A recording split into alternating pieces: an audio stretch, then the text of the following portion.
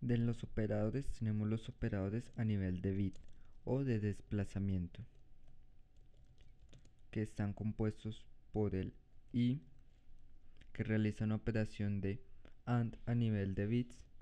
Tenemos el operador OR inclusivo, que realiza una operación OR inclusivo a nivel de bits. Tenemos el operador OR exclusivo, que realiza una operación de OR exclusivo a nivel de bits. Tenemos el operador de negación a nivel de bits. Tenemos operadores de desplazamiento a la izquierda, de desplazamiento a la derecha y desplazamiento a la derecha sin signo. Entonces vamos a declarar una variable byte que se va a llamar num1 y le vamos a asignar el valor de 3. Entonces tenemos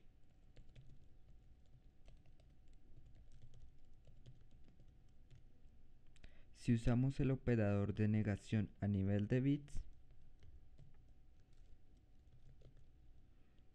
el sistema internamente va a realizar esta operación.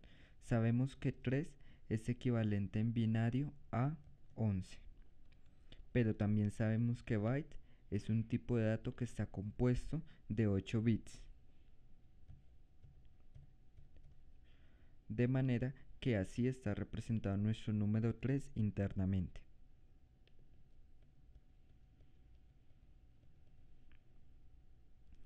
Al realizar la operación de negación, lo que sencillamente ocurre es que los ceros se convierten en unos y los unos se convierten en 0. Por tanto,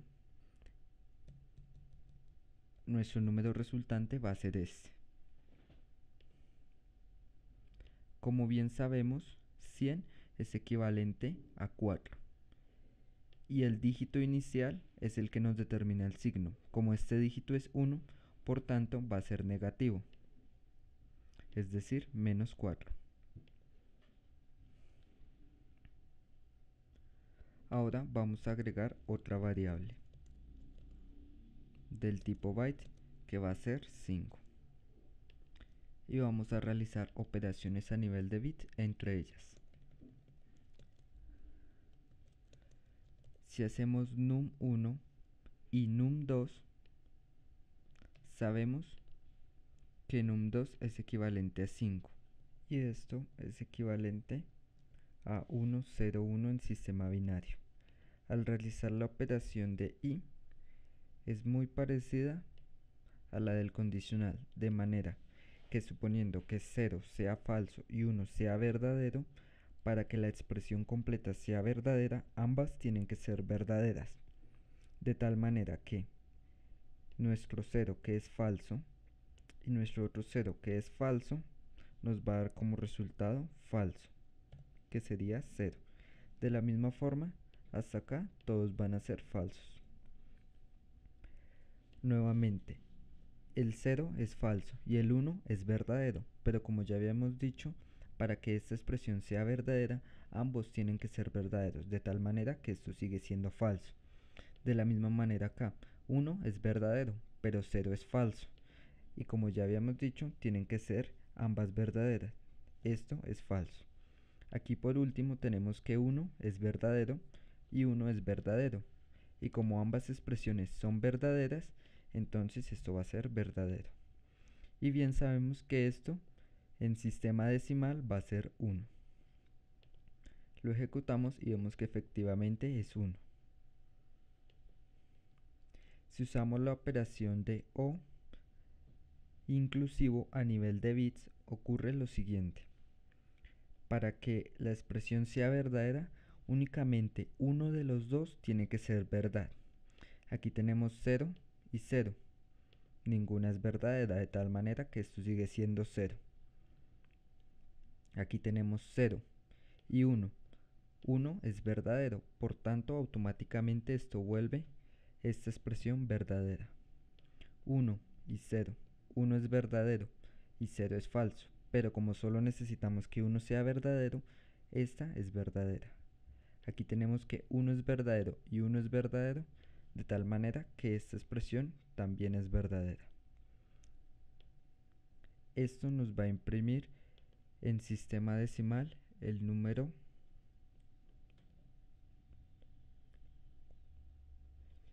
el número 7. Podemos ver que es verdad. Ahora vamos a hacer la operación OR a nivel exclusivo en bytes. Esta operación lo único que hace es comparar. Si los números son iguales, el resultado es 0. Si los números son diferentes, el resultado es 1. De tal manera que tenemos que 0 y 0 son iguales, por tanto es 0. Entonces todas estas son 0. Pero 0 y 1 son diferentes, de tal manera que esto va a ser 1. 1 y 0 van a ser diferentes, de tal manera que esto va a ser 1. Y 1 y 1 son iguales, de tal manera que esto va a ser 0. Y esta es la representación del número 6 en decimal. Lo ejecutamos y podemos ver que esto es verdad. Por último tenemos los operadores de desplazamiento de bits. El primero es el de desplazamiento de bits a la izquierda.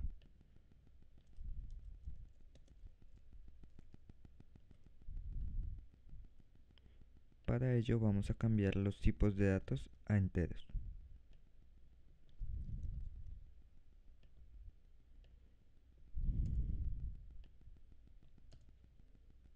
Inicialmente tenemos nuestro número 3 representado en sistema binario. Al realizar un desplazamiento a la izquierda a nivel de bits, lo que estamos realizando es tomar los dos números del principio y los movemos al final. En este caso, como es un entero, en realidad es que aproximadamente hay 32 ceros, hay 30 ceros más hacia este lado, de manera que lo que estamos haciendo es tomar unos ceros de este lado y colocarlos al principio, de esta manera que este número representado en sistema decimal es 12, y podemos ver que esto es cierto. De la misma forma funciona el desplazamiento a la derecha. Si colocamos acá el número 12 y realizamos un desplazamiento de 2 bytes a la derecha, lo que estamos haciendo es tomar 2 bytes del final y colocarlos al principio, de manera que esto nos va a resultar el número 3. Vemos que efectivamente es el número 3. Como ya les dije, se toman los dígitos desde el principio, es decir, que si nosotros realizamos un desplazamiento de 32 bits, lo que estamos en realidad es tomando los 32 dígitos y colocarlos al principio, pero como al principio no hay nada, en realidad lo que estamos haciendo es colocar el mismo número, de tal manera que esto va a dar 12. Efectivamente vemos que esto es así. Esta regla se cumple para dígitos de 32, es decir, lo mismo se cumple para 64, para 128 y así sucesivamente. Por último tenemos el desplazador de bits a la derecha sin signo. ¿Qué quiere decir esto? Supongamos que tenemos un número negativo acá, menos 14. El número menos 14 en binario exactamente se representa de esta forma. Tenemos el número 14 y todos estos unos que ustedes pueden ver acá definen su signo, en este caso menos. ¿Qué pasa si al realizar un desplazamiento normal a la derecha de 2 bits, lo que está pasando sencillamente, como les dije anteriormente, está realizando un movimiento circular, de tal manera que los bits contenidos en este lado están pasando a este lado. Pero independientemente de eso, se mantiene el 1 como signo negativo. Al realizar el desplazamiento a la derecha sin signo, lo que estamos haciendo en realidad es desplazar únicamente los bits, reemplazando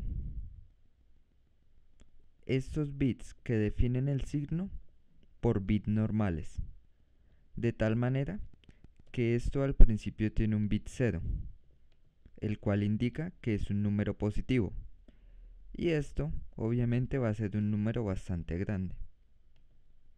En este caso podemos ver que ha dado este resultado. Hasta aquí el tercer video tutorial de cómo aprender a programar en Java. Hasta la próxima.